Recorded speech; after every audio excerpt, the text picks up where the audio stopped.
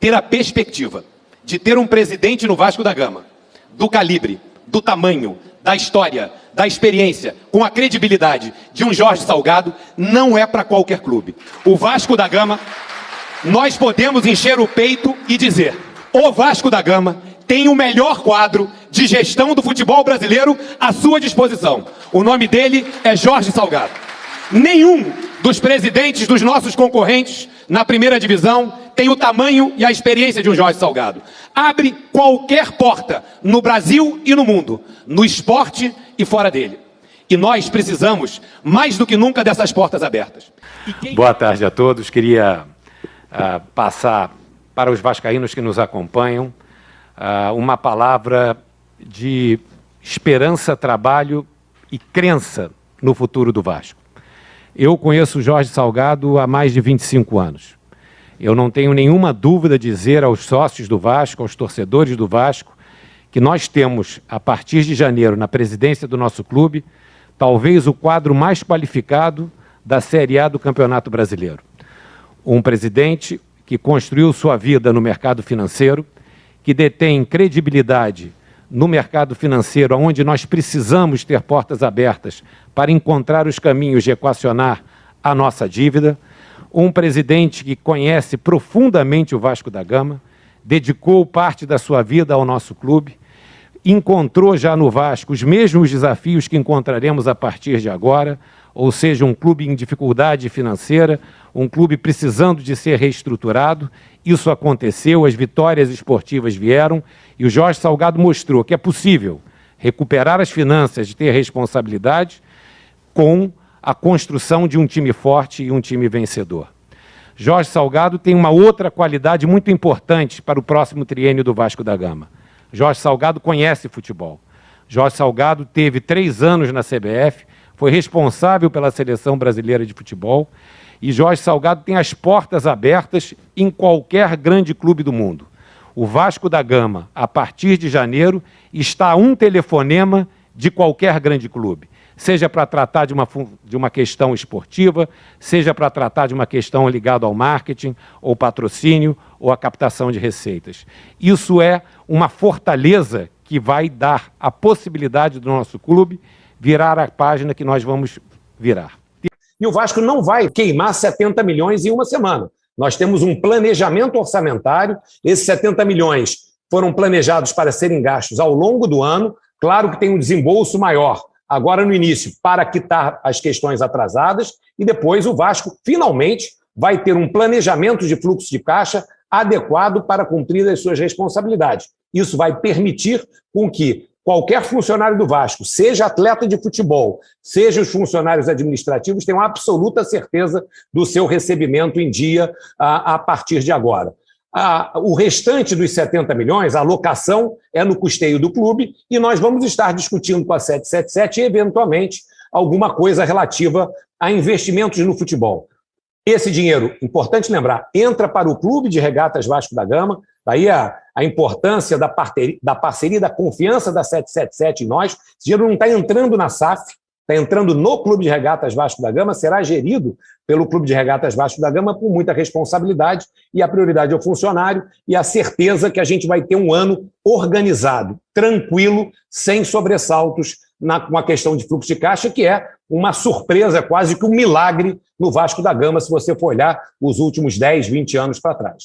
Com relação à segunda etapa, ou seja, a Assembleia Geral, aí nós vamos ter que ter muita calma e muito cuidado, e essa é a nossa visão.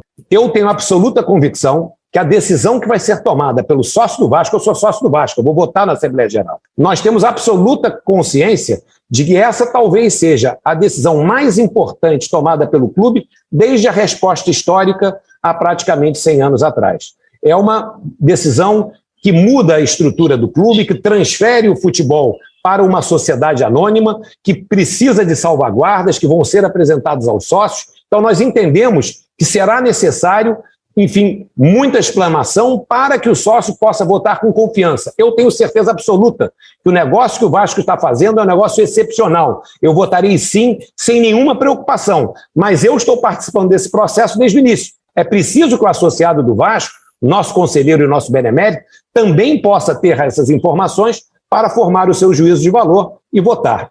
Em 90 dias, período da due diligence, nós temos uma série de cláusulas de confidencialidade acordadas com a 777 que não podem ser abertas. O que o Vasco deu para a 777 nessa assinatura que o Jorge Salgado fez lá em Miami, assinando esse memorando de entendimento? O Vasco só deu uma coisa, deu uma exclusividade de 90 dias para negociar com a 777. E a 777 nos deu um empréstimo de 70 milhões de reais. A única coisa que foi dada firme foram essas duas coisas. A outra é uma proposta não vinculante, que depende de uma due diligence, que vai ser feita, e vai ser transformada em vinculante. Então, nesses 90 dias, tem muita coisa que a gente não vai poder avançar. Por quê? A 777 não quer abrir para terceiros a estratégia dela de investimentos. O Vasco da Gama também não quer abrir para terceiros a sua estratégia que ele colocou para garantir os investimentos, por exemplo, no futebol a longo prazo. Então, tem uma série de coisas que, nesse momento, não serão abertas. Mas, a partir do momento que for aprovado, que a due diligence acabar, e a 777, o Josh meteu o Jamegão lá, junto com o Jorge Salgado, numa proposta vinculante, aí os nossos associados e conselheiros receberão todas as informações necessárias para que eles possam tomar a sua decisão. Então, nós temos um momento, que é esse momento atual, com informações mais restritas. A partir do momento que a oferta vinculante for publicada, aí todo eleitor terá que ter todas as informações, e aí nós entendemos que isso o Vasco tem absoluta segurança disso. Quanto mais e melhor se conhecer a proposta, mais se vai gostar dela e mais se vai achar uma loucura votar contra essa proposta da SAF do Vasco. Vasco SAF, nós temos no nosso contrato garantias da 777 de investimento mínimo no futebol, e eu vou falar muito explicitamente no elenco de futebol profissional do Clube de Regatas Vasco da Gama, de modo que esses investimentos garantam que o Vasco da Gama figure, possa montar equipes da sua magnitude para disputar os títulos que for disputar. E nós estamos também tratando isso de maneira muito objetiva. Quais são os títulos que o Vasco vai disputar, quer disputar, está no contrato com a 777 Partners. Estamos falando do Campeonato Brasileiro, estamos falando da Copa do Brasil, estamos falando da Taça Libertadores da América e estamos falando do Campeonato Mundial de Clubes, Emily. Como é que fica o Clube de Regatas Vasco da Gama depois da formação da SAF e da saída do futebol do Clube de Regatas Vasco da Gama para a SAF? Como é que ele se equilibra?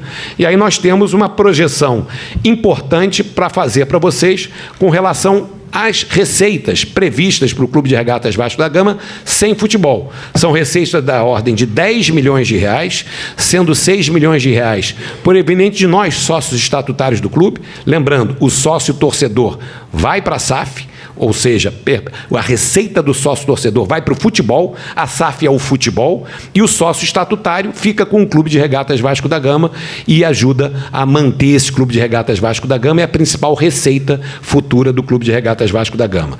E nós temos, além disso, as receitas com a locação de São Januário, as receitas que pagas pela SAF com relação às marcas que permanecem no clube, a SAF paga royalties ao Vasco, tem uma série de outras receitas, participação no museu, enfim, receitas de escolinha, uma série de outras receitas que ficam com o Vasco. A gente projeta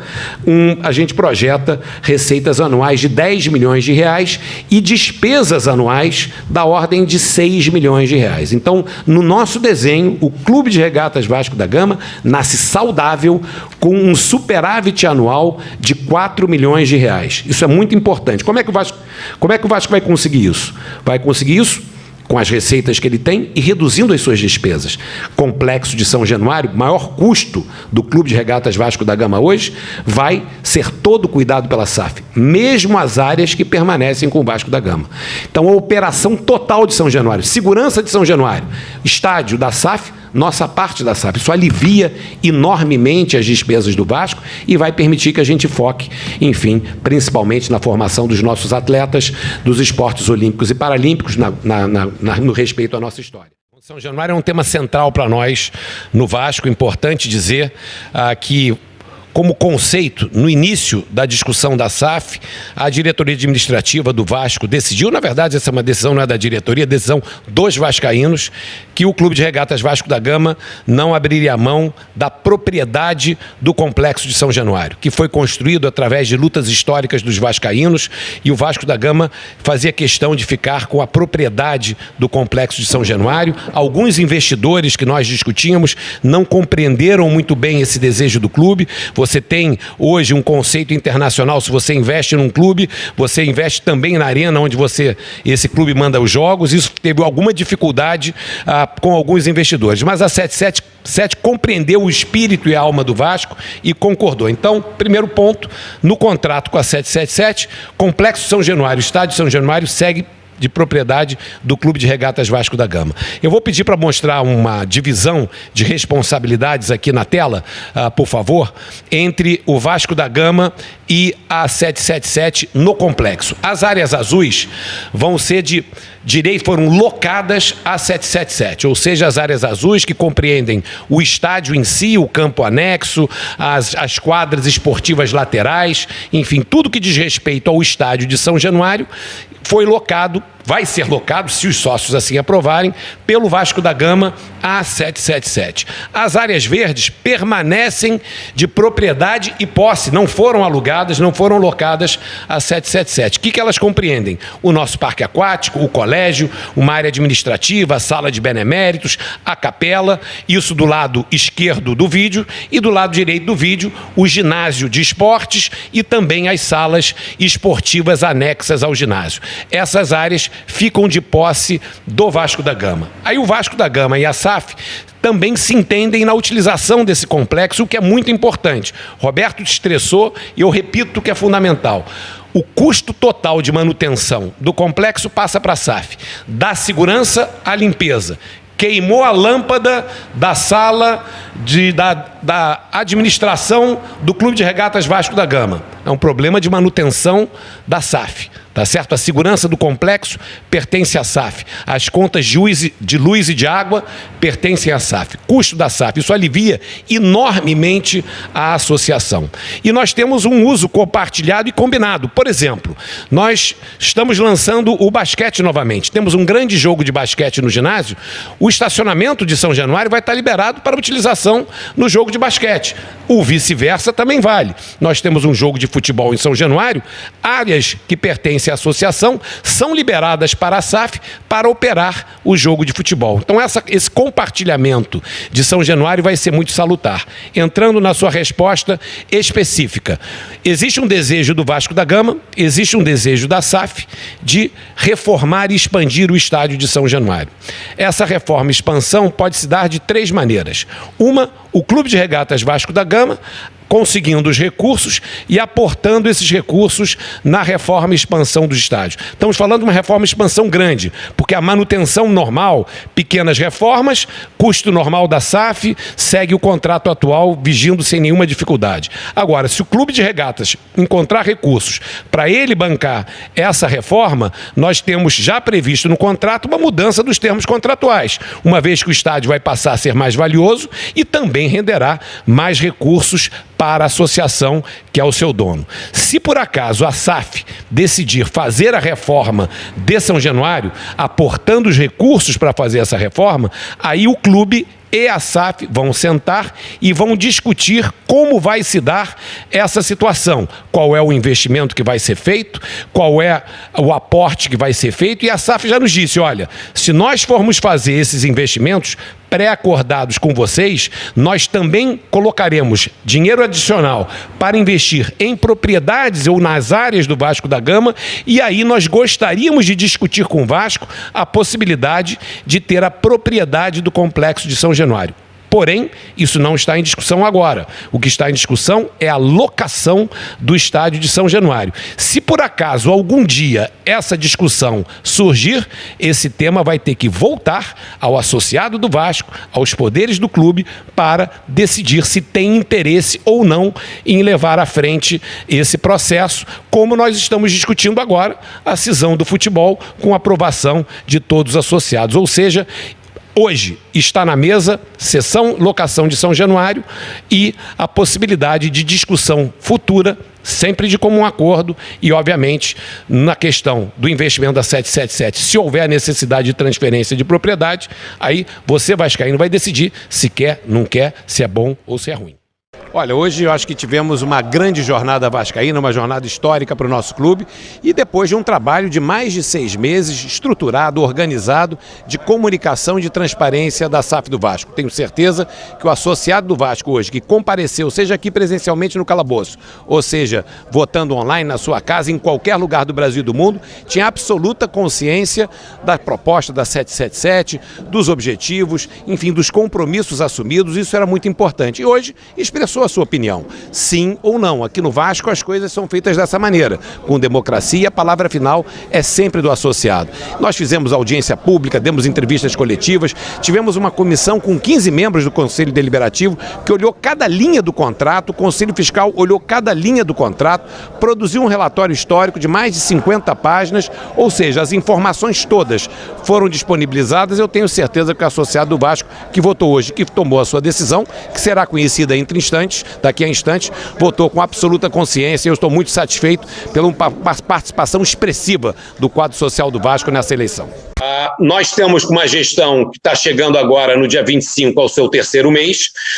Não é surpresa para ninguém a situação do nosso clube, isso nós sabíamos na época da campanha, e o Jorge Salgado se apresentou para enfrentar os desafios que está enfrentando. Então, não tem aqui ninguém dizendo que está surpreso com a situação do Vasco. Bom, o Vasco hoje tem uma administração absolutamente profissional, né? Nós temos um presidente que é uma pessoa com um histórico de vida empresarial de muito sucesso, que conhece futebol e que montou um grupo de vascaínos para participar da sua gestão muito profissional. Então, hoje nós temos aí pessoas que estão imbuídas do dever de servir ao Vasco.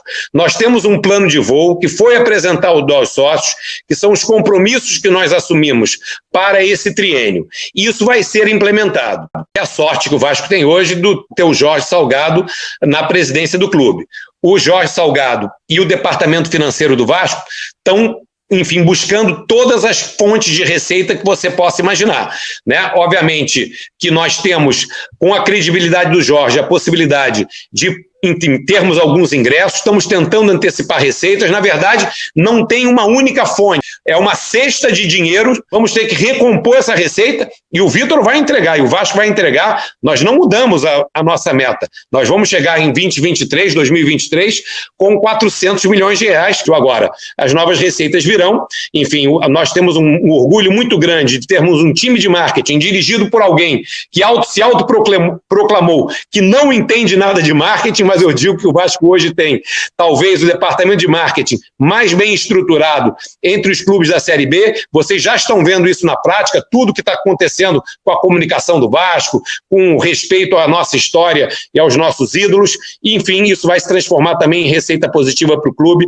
A gente tem muito animado com o potencial de receita que o clube tem. O Vasco é um gigante. O Vasco hoje, eu digo sem nenhuma dúvida, o Vasco hoje é, sem dúvida nenhuma, o clube com o maior potencial de alavancagem do futebol brasileiro. Nós somos o maior potencial não realizado do futebol brasileiro. Não, é um aporte inicial no primeiro momento e depois nós temos até 3 anos para completar a soma de 700 milhões. Existe um rito de pagamentos acordados entre o Vasco e a 777, porém que pode ser antecipado dependendo da necessidade. Ou seja, não existe problema de liquidez mais no Vasco da Gama no caso da SAF ser aprovada. Nós temos um parceiro com dinheiro em caixa que tem um programa de investimentos a cumprir e esse programa, para ser cumprido, para quebrar esse ciclo vicioso negativo e nós podemos ter capacidade de investir em equipes fortes novamente, esses recursos estão assegurados através do contrato com um parceiro que tem bala na agulha e tem dinheiro em caixa.